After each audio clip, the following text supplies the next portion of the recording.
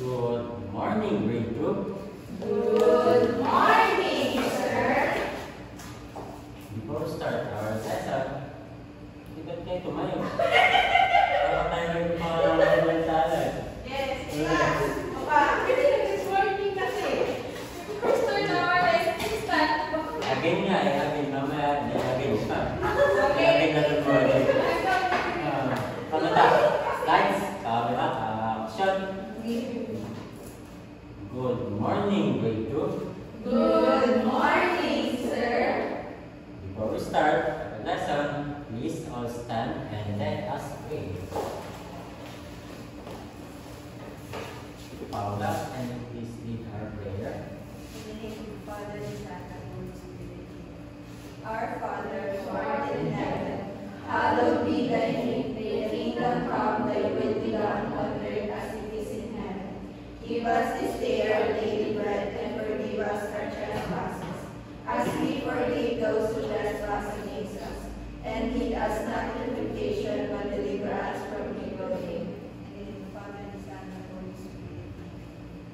Okay, thank you. Before we sit down, please arrange your chairs and pick up those trash under your chair. Thank you. In group one, there's any absent today? No. Very good. In second row? No, they're Very not. good. I'm glad to hear that no one are absent today. Before we start our lesson, here are our classroom rules. Are you ready to see our classroom rules? Yes. Thank you. The first one is lead. Listen when someone is speaking. All you have to do is listen when someone speaking in our class. Second one. Raise your hand before you talk. Third one. Be kind and respectful to everyone.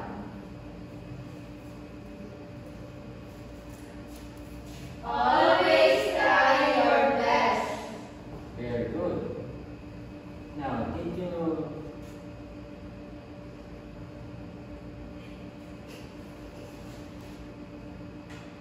you get it? Our classroom rules, class? Yes. Very good. Now, before we start our lesson, let's have a review. Who still remember what topic class yesterday? Sir, it's all about vowels. Very good. Can you give me an example of vowels? Apple, teacher. A, E, I, O. Very good. Can you give me an example of A?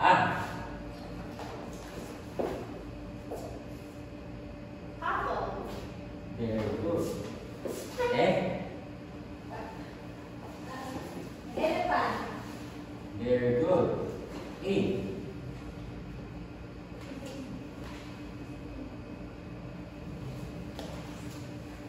Ice cream. Very good. O? Octopus poster. Very good. O? Umbrella. Very good. And that you are really learning our topic class yesterday. Before we start, let's have a short activity. Are you ready? Yes. Very good. If you are really ready, please clap once, twice. Very good. Now, our instruction in our activity, look at the pictures, identify the name of each picture, and decide if it is singular or plural. Write the name and whether it is singular or plural. Did you get it? Our instruction class? Yes. Very good. Now let's start. What is image? What did you see in the image? Apple. Very good. How many apples did you see? 2. Very good. It is singular or plural? Plural. Very good.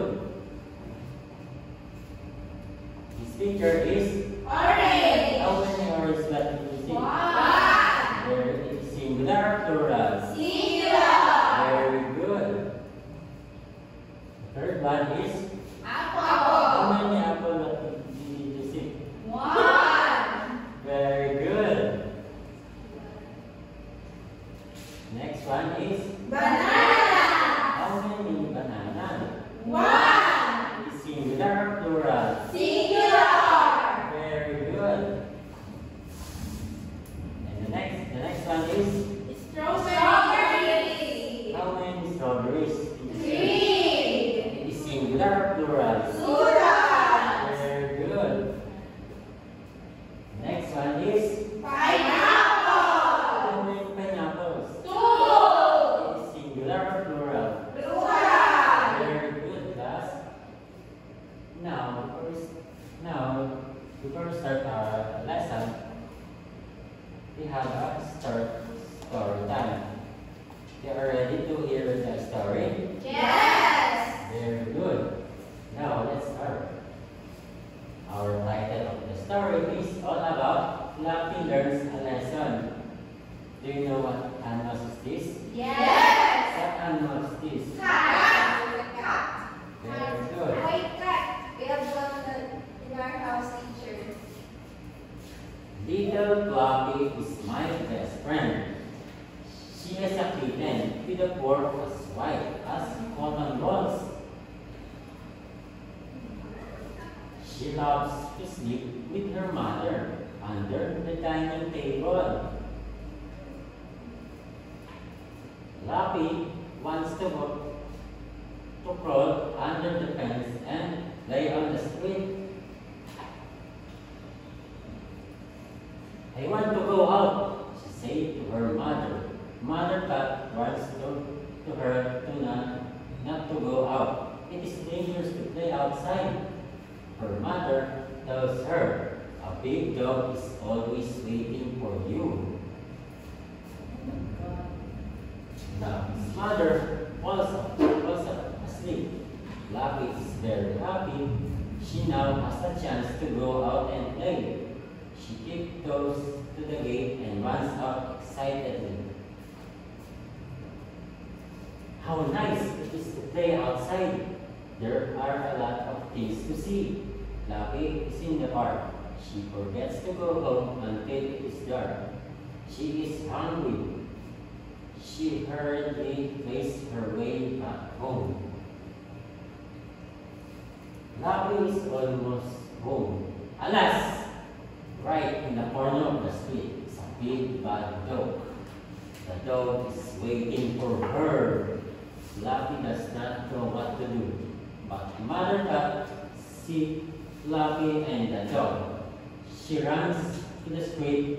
She bares her teeth and nurses at the huge dog. The dog runs away. The way is clear. Fluffy runs quickly to Mother Cat. She feels sorry for what she did. She promised not to do it again. Now, what lesson you learned our short story? Isaiah. Always listen to your mother. Very good. Anyone? Paula? Teacher, pwede po mag-Tagalog. Yes, sure. Ano po, base po sa kwento, dapat po ay sumunod niya po sa magulang at kapag pinagsabihan ka po, dapat po sumunod kasi para po sa kapakanan mo. Para di makatulog po kayo Fluffy ng mapit na maano po ng big bad po. Very good. Anyone? Pwede mo ako Okay. Now, here are our questions about the story. Why does Fluffy play outside? Anyone? She wants to play tennis.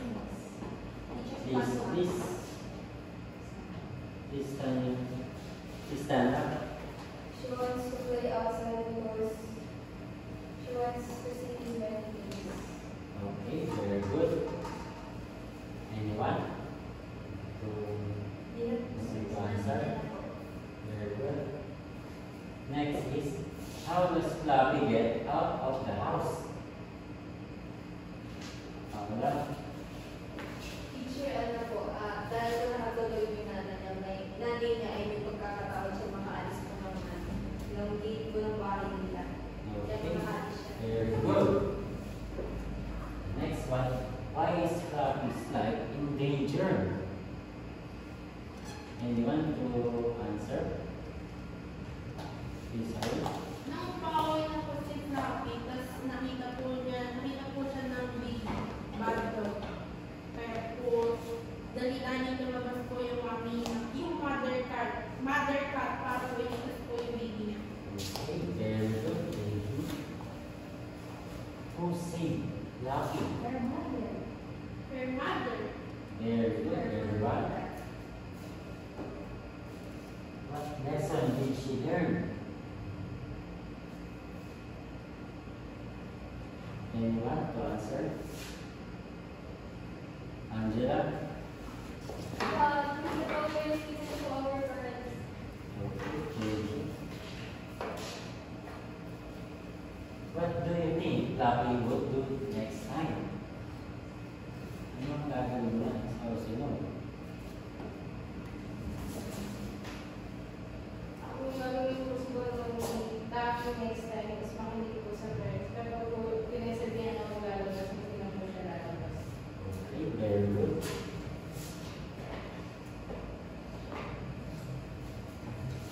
Before we start, do you have any idea what our topic for today? Anyone? Fatima? Singular plural. Very good. Our topic for today is all about the plurals of nouns. Some nouns tell about one person, animal, or thing. These nouns are singular nouns. Singular nouns are represent that one thing. Now, how about example of singular nouns? Chick. This is Chick. How many chicks did you see? One. Very good. Sister. Yes. And then the next one is Dog. very good. Third one, Kitten. very good. The next one is Dog. very good. Now, next is plural nouns. Plural nouns, some nouns tell about several persons, animals, or things. These plural nouns represent the two or more person, animals, or things that can see in our surroundings. Did you get it, class? Yes. Very good. Here are our examples. The first one is, Chicks.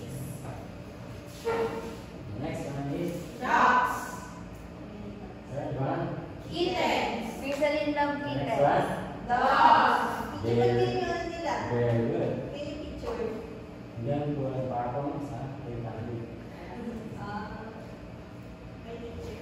The next one is, other plurals of nouns. Do you know, class? The other plural of nouns ending in she, s, x, and g are formed in another blend. If you know,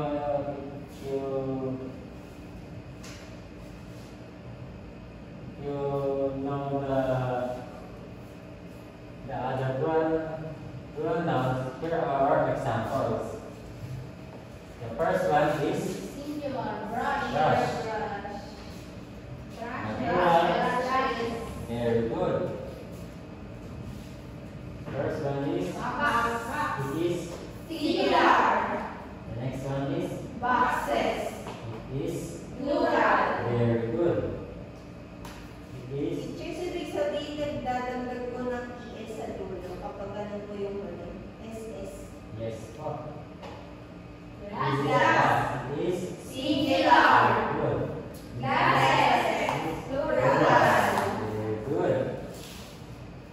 First one is Wash. it is Singular. good. Washes. It is Plural. very good. Now let's start our activity. Are you ready, class, for our activity today? Yes. If you are really ready, please clap once, twice. Very good. Now, let's have activity. Instruction. Can you please read our instruction? Listen carefully what I say. If the noun is singular, then you sit down and say out loud. Example, cat, apple. If the noun is plural, can you stand up and say meow meow? Example, cats, apples. Did you understand our instruction, class? Yes. Very good. Now, let's start. The first picture is It's a dog. Dog. Ow, very ow. good. Teacher, sabihin mo ka ng dog. Second one is Ow, ow, ow. very good. The next one is Meow, meow. Meow, very meow. good. The next one is Meow, meow. the next is Ow. very good.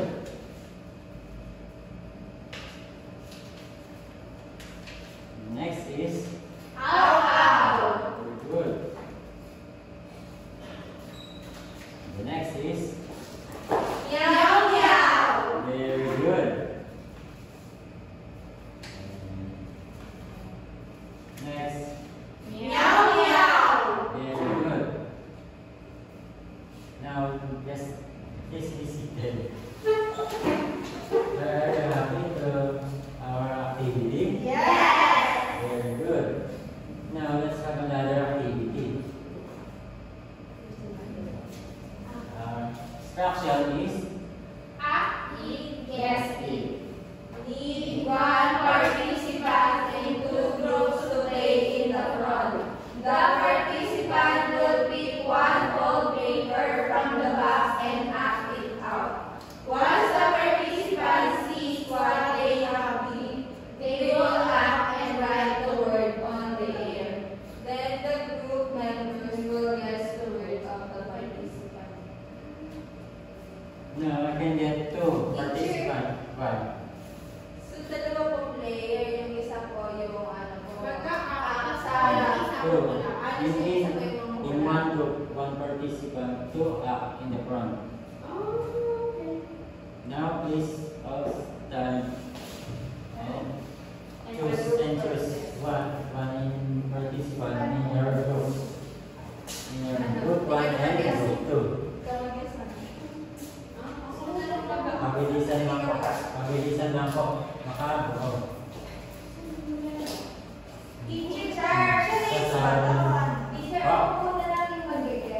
Sige po, kahit sino po pwede po mag-guess.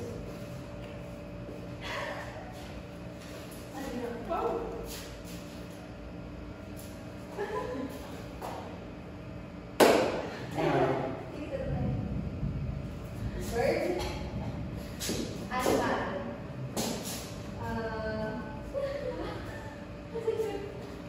Three words. See? English. Teacher, little. Bird. Plane. Airplane. It's flying. Ano siya? Yung, ano ba? Sinasakyan ng tao. Burger. Sinasakyan ng tao. Sige, mo tayo sila.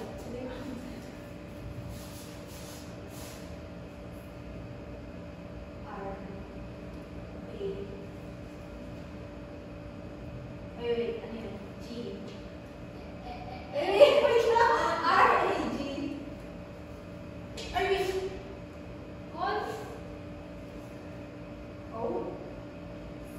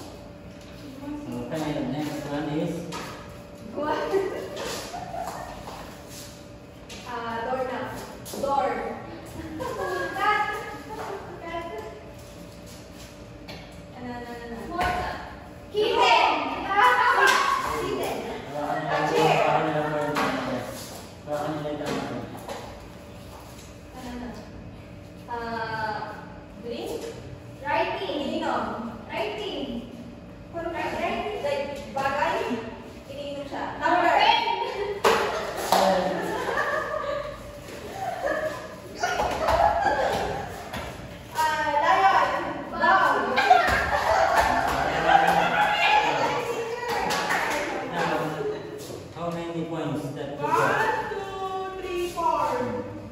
In the group 2 are 4 points. In group 1, 5. how many? 5. Okay, good. In the okay, group 2. Akala kami. It's okay. It's okay. Tumawag na lang tayo sa susunod na. Yes po.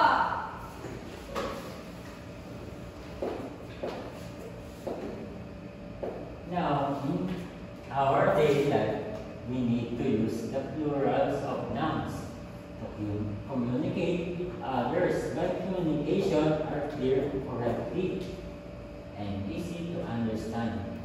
For example, I want to go store or market to buy fruits. If I will say, I will buy for banana. The seller will know me. I want only one banana.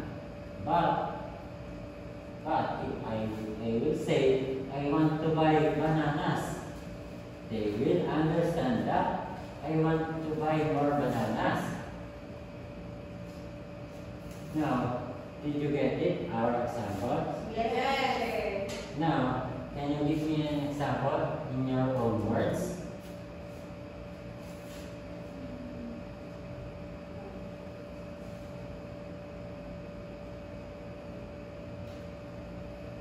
Yes, Paula.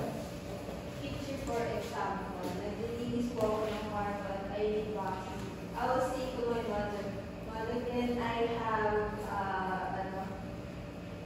many boxes? And she will know that I need one or more boxes. Ganun po picture. Okay, very good. Anyone? Can I have an answer? Okay, now let's proceed. Now let's generalize. If you are really understanding our topic for today, the first one is what topic we discussed for today? Anyone? Singular and plural. Singular and plural. Very good. What is singular and plural nouns? And Paula? Picture yung singular po. Yun po yung noun na nag-display ng isa na pong bagay, animal or things. Yung plural po, yun po yung nag-display ng one or more things, animal, or tao po. Okay, very good. The next one is how do singular and plural nouns helps you in your daily life? As a student, ang nakakatulong ang singular o plural sa inyong sarili.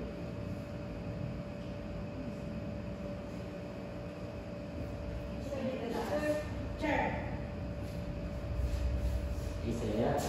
sir, nakakatulong po yung singular at plural sa malinaw pong instruction. For example, nag-transfer po sa iyo yung teacher. Sabi ko sa iyo, pwede ka ba kumuha ng chairs? Ibig sabihin po nun, since nagamit po siya ng S sa dulo, ibig sabihin po nun, yung dinidescribe po niya, is kumuha ka po ng dalawa o mas higit pa pong mga upuan. Okay, very good. Anyone? Answer? Ano po, pag po bibili po ng food sa canteen, instead po na isa lang po yung bibili na po ng madaming snacks para po makapag-share po sa ibang kapag friends. Okay, very good. Now let's have activity time. Activity time. Are you ready for our activity time? Yes!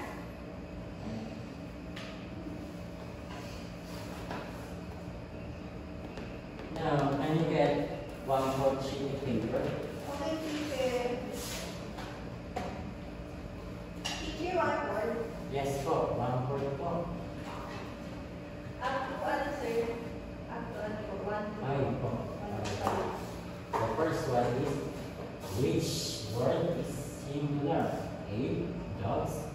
B. Cats. C. Book. D. Cheers. Na po. Na po. Number 2. Can you please read? What is the plural form of N? Okay. Next po. Okay na po, teacher. The third one.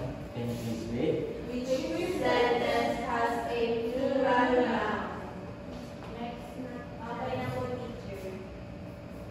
Next one is What is the singular form of apples? Tapos na po, teacher. number Which 5. word is plural? Tapos na. Okay na po, teacher. Very good. Now let's answer. Number 1. Who wants to answer number 1? Fatima. C po, book. Why? Because it's one book only. Wala pong S. Okay, very good. Because singular represent. One word only. Very good. Number 2. One is the plural form of N. Want to answer? Lisa-Lynn. Letter A po, pens. Why? Kasi po madamihan NPS po sa dulo. Very good. Number 3 is Which sentence has a plural noun? wants to answer. Angela. D po. Kasi po yung cats po, two or more po siya. Kaya siya two or more. Very good. Yeah. Because pronouns are Two or more words. very good. Number 4. What is the singular form of apples? Isaiah. Sir, letter A po, apples. Why? Because, ano sir, yung apple po, since wala po siyang S, ibig sabihin, dinidescribe po niya yung isang apple lang po. And yung, ano po, yung singular po, nag-ano po siya ng isang object lang. Okay, very good. And the last number is Each word is plural. Paula. C po sir, yung books. Why? Kasi po yung ano po, ang plural po ay nilalagan po ng S sa dulo, is. Eh yung C po may S, kaya yun po pinili ko. Okay, very good. Now, let's proceed for our assignment. Teacher sa talagay. Sesend ko na lang po ito sa GC ng iyong mga magulang. Hindi niyo po ba? I mean, teacher sa po isusulat. Sa inyo, whether no. Okay po, teacher. Pakibasa na at Identify the underlined words and write whether they are singular or plural nouns. did you understand our instruction? Yes! Very good. Can you read? The dog is sleeping under the table. I have 3 books in my bag. The baby is crying. The cars are parked outside the school. My friends and I play during recess. Very good. Now, please all stand for our closing prayer. The name of the Father, the Son, the Holy Spirit. Amen.